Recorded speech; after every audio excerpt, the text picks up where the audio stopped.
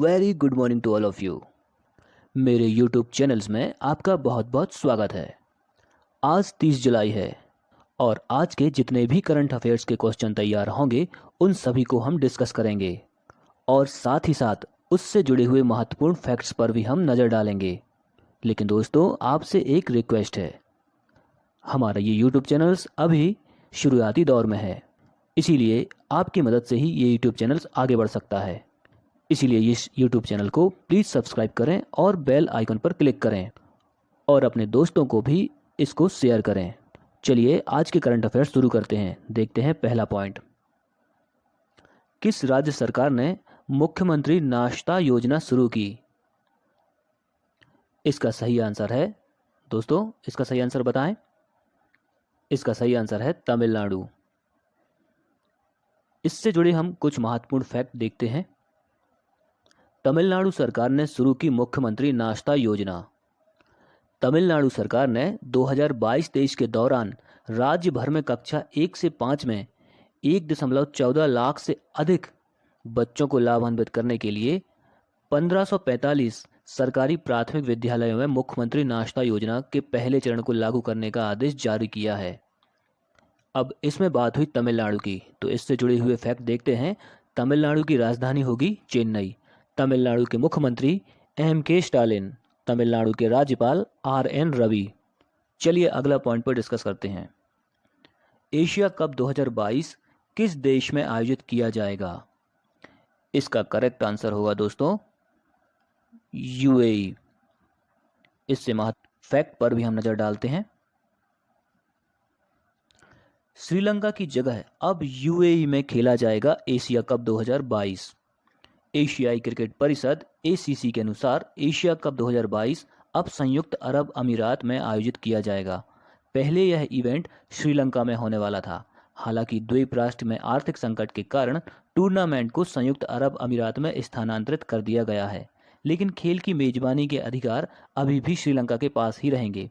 यह tournament T20 format में 27 अगस्त से 11 अगस्त 2022 तक खेला जाएगा। 27 अगस्त से 11 सितंबर 2022 तक खेला जाएगा। यह लगातार दूसरी बार है जब यह टूर्नामेंट UAE में खेला जाएगा। अगले पॉइंट पर हम डिस्कस करते हैं।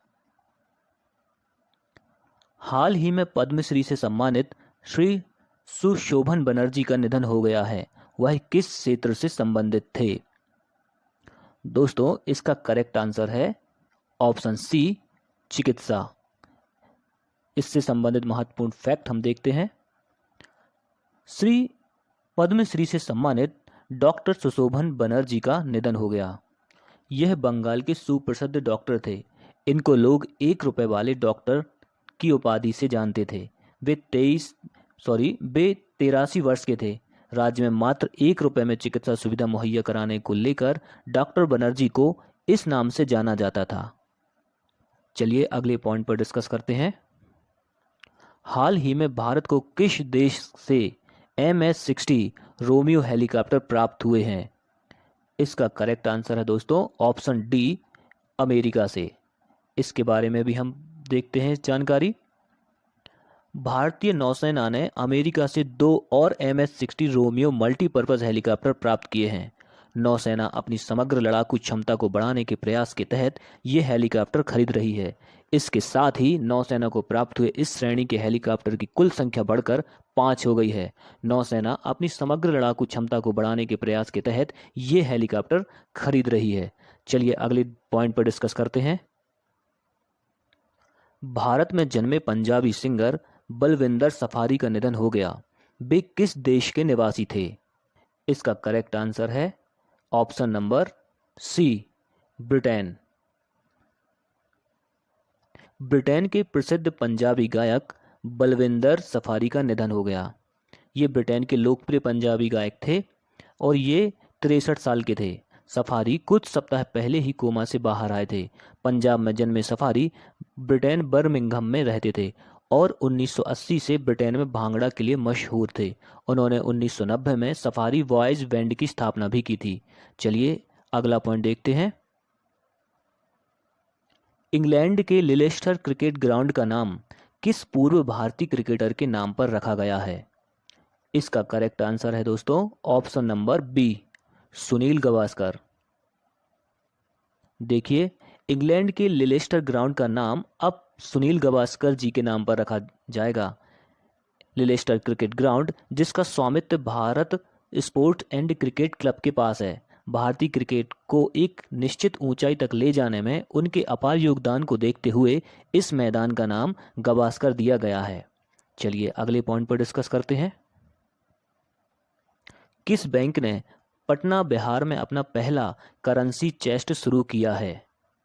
इसका करेक्ट आंसर है ऑप्शन सी, बंधन बैंक। बंधन बैंक ने पटना में अपना पहला करेंसी चेस्ट स्थापित किया। बंधन बैंक ने पटना के दीदारगंज में अपना पहला करेंसी चेस्ट स्थापित किया। बैंक के अनुसार इससे प्रत्यक्ष या अप्रत्यक्ष रूप से सभी ग्राहकों को फायदा होगा। यह करेंसी चेस्ट आम लोगों, एमएसएमई और छोटे व्यापारियों के लिए जरूरत पड़ने पर बैंक शाखाओं और एटीएम में करेंसी नोटों की आपूर्ति में मदद करेगा। पटना में दैनिक आधार पर बहुत सारे नगद लेन देन होते हैं, ऐसे में करेंसी चेस्ट से बैंक शाखाओं को भी लाभ होगा। इससे संबंधित महत्वपूर्ण फैक्टर ये रहे, बंधन बैंक के एमडी और सीईओ का नाम क्या है? CS घोष। आरबीआई के गवर्नर, जो कि अभी वर्तमान में है हमारे, शक्तिकांत दास। और बिहार की राजधानी पटना। चलिए अगले पॉइंट पर डिस्कस करते हैं। आज का ये बहुत ही महत्वपूर्ण पॉइंट है। ब्रिटेन के बर्मिंघम में 22वें राष्ट्रमंडल खेलों की शुरुआत हो गई है। ब्रिटेन की समृद्ध सांस्कृतिक विरासत और समावेशिता के अद्भुत प्रदर्शन के साथ यहाँ 22वें राष्ट्रमंडल खेलों की रंगारंग शुरुआत हो गई है, जिसमें खिलाड़ी अब एक दूसरे से स्वयं को अव्वल साबित करने की कोशिश करेंगे। प्रिंस चार्ल्स ने राष्ट्रमंडल खेलों की आधिकारिक शुरुआत की घोषणा की। अब दुनिया भर के करीब 5000 एथलीट 8 अगस्त तक पदक जीतने के लिए अपना सब कुछ समर्पित करेंगे।